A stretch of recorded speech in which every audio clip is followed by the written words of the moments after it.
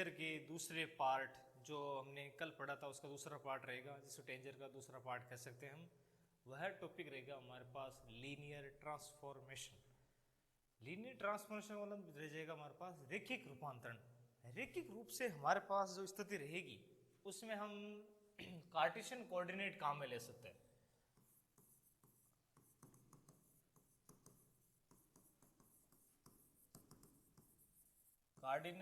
Coordinate frame, ये हमारे पास रह जाएगा कार्तीय निर्देश तंत्र।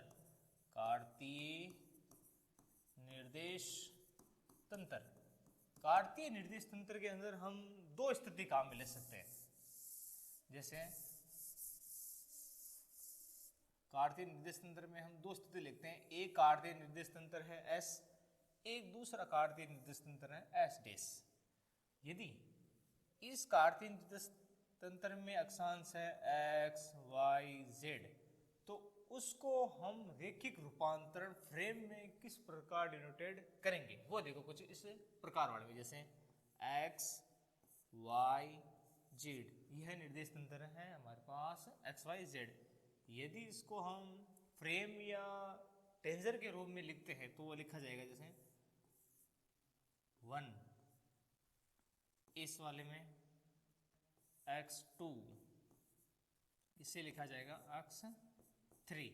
इस प्रकार ये n तक हम चला सकते हैं। अब अगर हम दोनों के रूप में अगर इसको प्रदर्शित करें तो देखो कुछ इस प्रकार लिखा जाएगा जैसे x बराबर, या x1 से स्टार्ट करते हैं हम, x1, तो ये वैल्यू रह जाएगी हमारे पास x1। आगे रह जाएगा हमारे पास x1, x2, x3, x4 dash dash dash करते xn तक। ये वैल्यू कुछ इस प्रकार लिखी जाएगी हमारे पास रैखिक रूपांतरण में। अगर इनको एक नियतांक के रूप में लिखा जाए तो हमारे पास ये रह जाएगी कुछ इस प्रकार वाले, x बराबर, x1 बराबर a1 x1, a2 x2, एक रह जाएगा हमारे पास a3 x3। इस प्रकार हम डैश डैश करते करते हुए रूप में इसको लिख सकते हैं। अगर हमें दूसरा निकालना हो फलन वाले में, रैखिक फलन में, तो रह जाएगा x2 बराबर, ये रह जाएगा हमारे पास वही a2 1x1। आगे रह जाएगा हमारे पास a,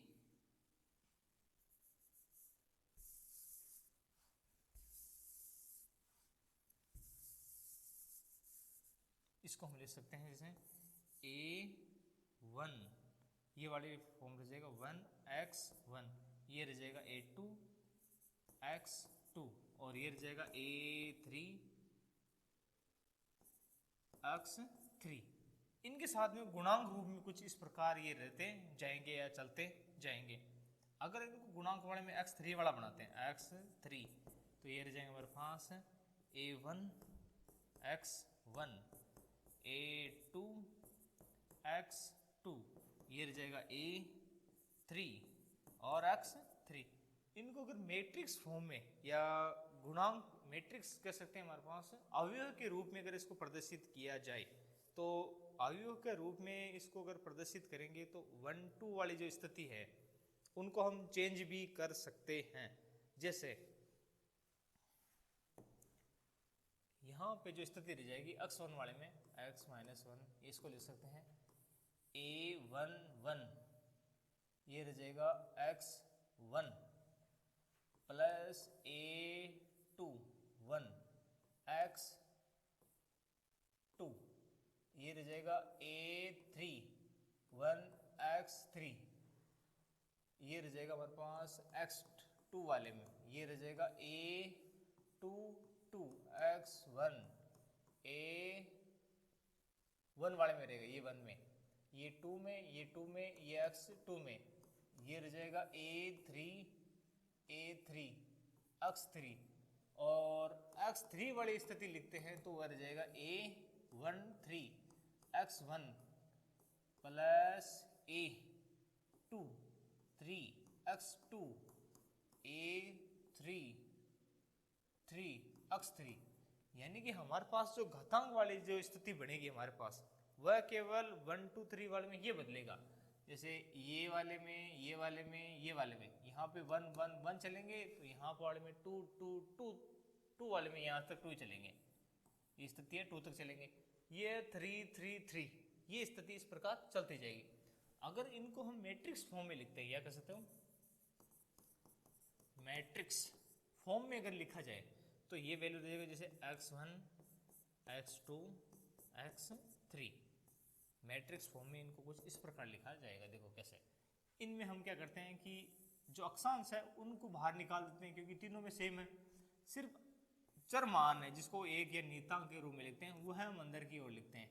A11 A21 A31 A21 A22 A23 A1, ये 1 आएगा, ये 1 1 1 में रहेंगे, ये 2 2 2 में रहेंगे, अगले वाले A3 के रूप में रहेंगे, और ये 1 2 3 जो हर वक्त चलता हुआ रह जाएंगे। मैट्रिक्स फॉर्म में जो हमारे पास वैल्यू थी x वाली वह कुछ इस प्रकार रह जाएगी, जैसे x1 x2 x3, ये वाली स्थिति कुछ इस प्रकार रह जाएगी।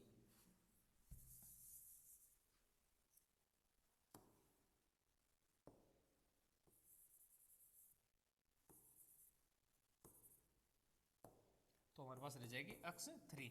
अगर इनको केवल एक नियतांक या गुणांक के रूप में लिखा जाए, ये यानी कि a के रूप में, यानी ai या aj के रूप में लिखा जाए, तो इस स्थिति को केवल इस गुणांक के रूप में लिखा जाए तो गुणांक को हम इस प्रकार लिख सकते हैं। देखो ai aj, i वाली फॉर्म में वो रह जाएगी 1 2 3, जबकि जो j वाली फॉर्म है वो एक रो के अंदर तो रह जाएगी हमारे पास 1 1, दूसरे में रह जाएगी 2 2, तीसरे में रह जाएगी 3 3 3, इस प्रकार वाले में। तो इनको इस प्रकार भी आगे वाली स्थिति में वापस पूरा का पूरा ऐसा का ऐसा ये बना सकते हैं। ये गुणांक के रूप में रह जाएगा, वो रह जाएगा A11 A21 A31 A12 A1 A22 A32 A13 A23 A33, ये कुछ इस फॉर्म में रह जाएगा हमारे पास। इनको अगर समिशन या कह सकते हैं हम समिशन या माध्य रूप में लिखा जाए तो इस वैल्यू को कुछ इस प्रकार लिखा जा सकता है। जैसे हमारे पास जो ये वैल्यू थी, ये वाले में ये वैल्यू तो रह जाएगी xi का मतलब है कि जहाँ पे i की जो वैल्यू रहेगी, i की वैल्यू रह जाएगी 1 2 3, आगे n तक वैल्यू रह जाएगी हमारे पास। अब इसमें देखो xi वाले में आ गया, आगे में जो ये वैल्यू लिखी गई है इसको हम लिखते हैं समीशन, और समीशन है वो i यानी j वाली जो वैल्यू है, यहाँ पे देखो यहाँ लिखा ना j की वैल्यू 1 2 3, ऊपर जो घात है जिसको हम मूर्धांक कल कहा था वो 3 हो सकती है मैक्सिमम, 1 2 3, यानी जो j की वैल्यू है वो 1 से लगाकर 3 आएगी लास्ट टाइम। तो ये रह जाएगी हमारे पास ai j, यहाँ वैल्यू जो वैल्यू है, अब i की वैल्यू तो 1 2 3 है, वो की वही रह जाएगी 1 2 3, और j की वैल्यू वो भी 1 2 3 है वाले।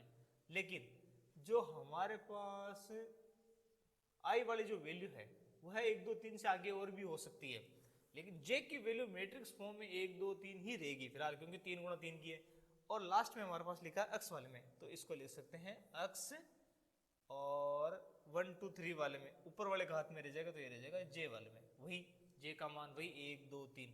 तो जो टोटल फॉर्म बनेगी हमारे पास वह कुछ इस प्रकार बन जाएगी। इसमें हम 1 2 3 j लास्ट में जो मान लिखा गया था हमारे पास वो ये रह जाएगा। आगे वाली स्थिति में हमारे पास नाम है फलनिक रूपांतरण, यानी जो फलन रहेगा वो इस बार रूपांतरण में रहेगा। जैसे फलन है, ये लिखा ना फलनिक रूपांतरण, फ्रैक्शनल ट्रांसफॉर्मेशन, इसके अंदर जो मान हमारे पास अभी मैट्रिक्स फॉर्म में रखे गए थे उसी मान को हमें फलन के रूप में लिखना है। जैसे कल भी हमने कुछ इसी प्रकार के फलन हमने कल लिखे थे, जैसे x1 x1 x1 x2 x3 dash dash dash करते xn तक, ये वाली फॉर्म में बात है। अगर इसको हम एक समीशन या आई जे केप के रूप में लिखे तो देखो जाएगा आई यहाँ वाले एक्स आई और ये वैल्यू 1 2 3 डैश करते गए एक्स एन तक लिखते हैं। अगर इसमें हम 1 की वैल्यू बढ़ाए यानी आई की वैल्यू जो बढ़ाते जाए इस प्रकार 1 2 3 4 5 एन तक वैल्यू बढ़ाते हैं तो ये वैल्यू कुछ इस प्रकार है, जैसे हम फलन के रूप में आपको एक दर्शाते हैं, जैसे एक्स आई का लिख सकते हैं i1, तो यहाँ आ जाएगा i1 और आगे की जो वैल्यू रहेगी वो वैल्यू कुछ इस पर आई ये है जो माइनस का 1 है, ये वैल्यू रह जाएगी 1 x2 x3 डैश डैश करते गए xn तक। अब आ गया जो x की 2 और यानी i की वैल्यू हम 2 रख रहे हैं तो वैल्यू रह जाएगी x माइनस का 2 x1 x2 x3 dash dash करते गए xn तक ये वैल्यू रहेगी। आ गया जो x3 बराबर ये माइनस में रह जाएगा x3 x1 x2 x3 xn ये वैल्यू रह जाएगी। अब n तक वाले में निकालना हो तो ये वैल्यू इसको हम इसीलिए इसको i वाले फॉर्म में लिखा गया, 1 2 3 तक तो हमने आपको लिख के दर्शा दिया गया। इस फलन के रूप में कुछ इस प्रकार रहेंगे। फलन में हमारे पास दो स्थिति हो सकती है, हमने आपको जैसे पहले बताया था निर्देश तंत्र एस एक निर्देश तंत्र एस डेस, ये जो फॉर्म लिखी गई है वह है एस निर्देश तंत्र के लिए लिखी गई है। अगर हम एस डेस निर्देश तंत्र के लिए लिखा जाए तो देखो फॉर्म को चेंज इस प्रकार लिखा चेंज हो जाएगी। चेंज में देखो कुछ ऐसे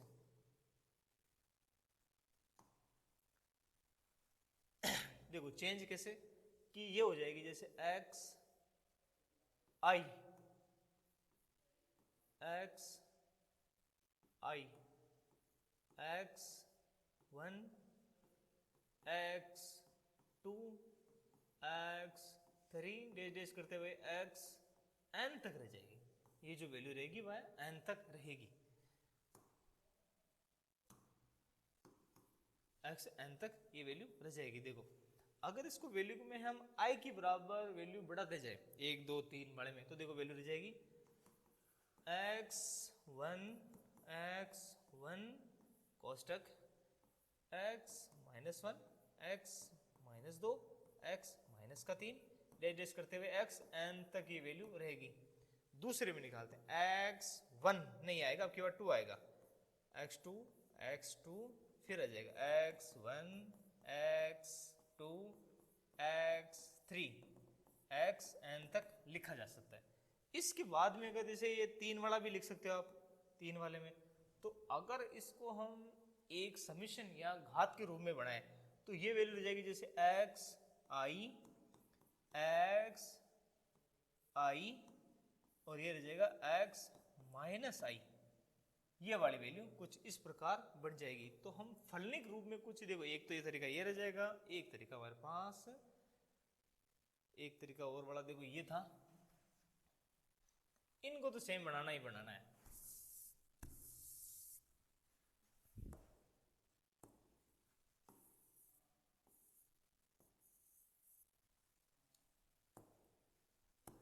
अब फलनिक रूप से देखो ये हमेशा सेम रहेगा, x1 x2 x3 और xn तक की वैल्यू ये सेम रहेगी। इसको आई जे केप के रूप में ऐसे ले सकते हैं और इनको ग्रुप में ऐसे ले सकते हैं।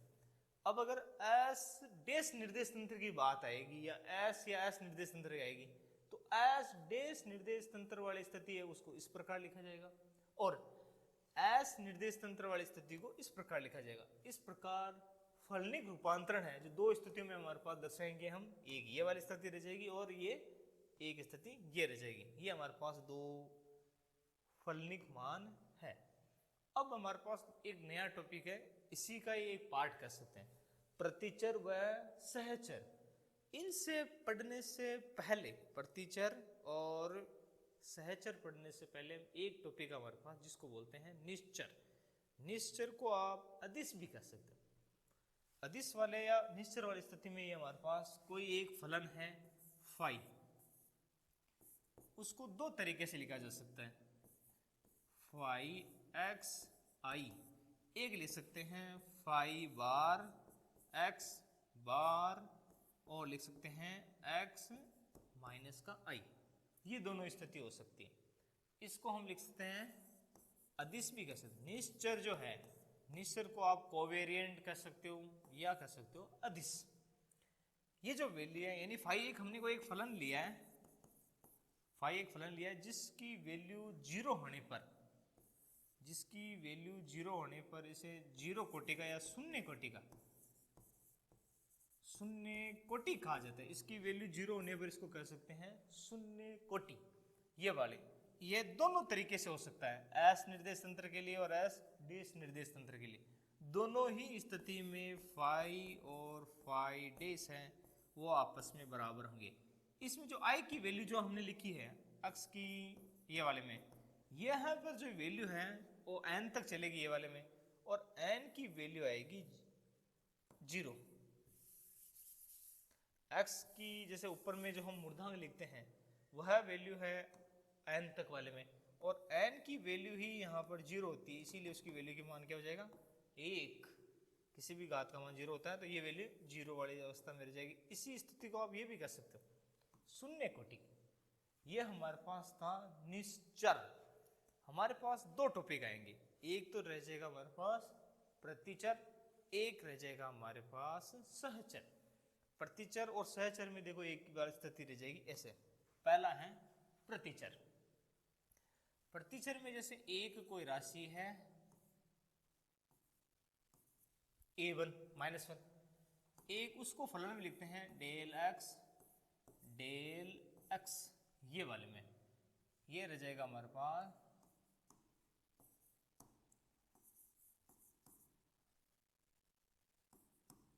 ये देख, जैसे एक दर्शाने का एक तरीका है हमारे पास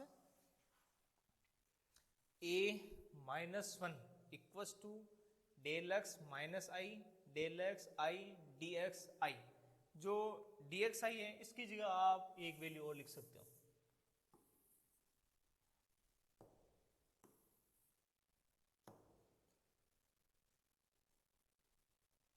हमारे पास जो वैल्यू थी a-1 डेल एक्स आई 1, इस वैल्यू को आप इस फॉर्म में और लिख सकते हो जे वाले फॉर्म में। यहाँ पर भी हमारे पास दो निर्देश तंत्र रहेंगे एस व एस डैश। दो निर्देश तंत्र को आप इस प्रकार दर्शाएंगे, जैसे ये 1 वाली अवस्था है, ये 2 वाली अवस्था दर्शाएंगे। जैसे एक काम में लेते हैं, यहाँ पे जो वैल्यू है इसकी जगह लिख देते हैं आई, और यहाँ पे जो वैल्यू है वो हो सकती है -1 a-2, और ये हो सकती है -3। उसी प्रकार अगर हम इसको चेंज करते हैं या इनकी जगह काम में लेते हैं तो आप काम में ले सकते हैं ये वाले में आई के भाव में लीजिए, रह जाएगा आई a1 a2 a3। ये कुछ फॉर्म इस प्रकार बनेगी हमारे पास, और ये जो रूप लिखा जाएगा a-1 डेल एक्स आई 1 डेल एक्स आई, ये जो रूप रहेगा इसी रूप को प्रतिचर सदिश कहते हैं ये वाले में। अगर हम इसके साथ में जो है एक नाम और आएगा हमारे पास प्रतिचर के साथ में सहचर। सहचर वाली स्थिति में यहाँ पर ये वैल्यू प्लस में रह जाएगी, और ये जो माइनस आई यानी कि मूर्धांक हमने माइनस वाला लिया है इस बार पक्षाधार माइनस में लिखा जाएगा। ये कुछ रूप है वो उल्टा हो जाएगा, देखो कुछ इस प्रकार एक रह जाएगा ए, जैसे हमारे पास था सहचर में। सहचर के अंदर जो वैल्यू रहेगी वो रह जाएगी एक ए आई, वो रह जाएगी डेल अपॉन डेल एक्स और ये रह जाएगा हमारे पास ए जे। यहाँ वाले जो वैल्यू रहेगी यहाँ पर ये माइनस में रहेंगे। इसको आप आई फॉर्म कह सकते हो, इसको आप आई फॉर्म कह सकते हो। ये ये स्थिति जो रहेगी यहाँ जे वाली अवस्था रहेगी। अब जैसे इसमें पहले वाला था, पहले वाला है ये वाला जिसको आप हमने अभी कहा है AI A1 ये वाले में। अब जिसमें जो रूप लिखा हुआ है ये वाले में, जैसे डेल एक्स आई अपॉन डेल एक्स आई, ये जो रूप लिखा हुआ है यहाँ वाला अवकलन रूप है, इस अवकलन रूप को ही हम प्रतिचर सदिश कहते हैं। इसी को ही प्रतिचर सदिश कहा जाएगा।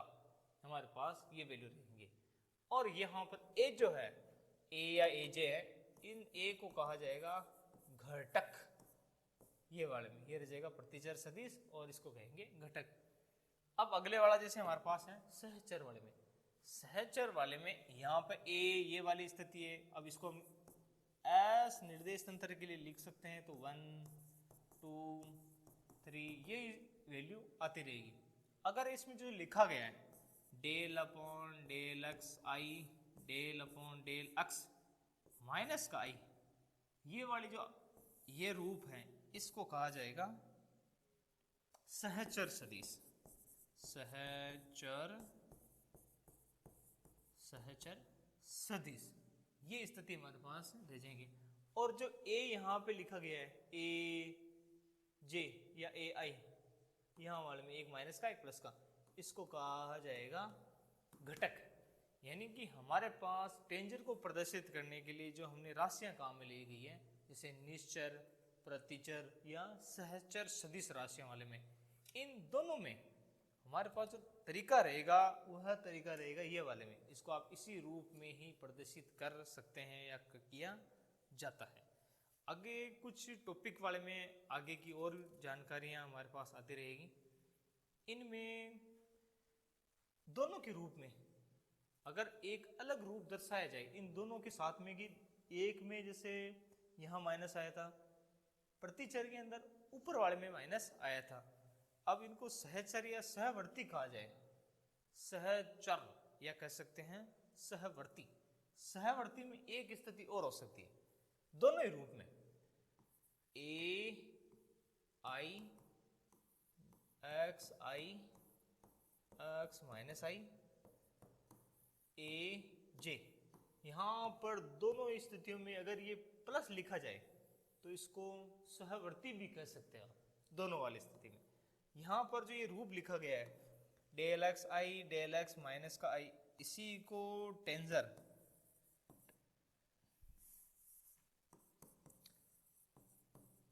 टेंजर को प्रूफ करने का या कह सकते हैं टेंजर को शो करने का एक हमारे पास एक विधि या मेथड है, वह रह जाएगा हमारे पास सहचर और प्रतिचर सदिश।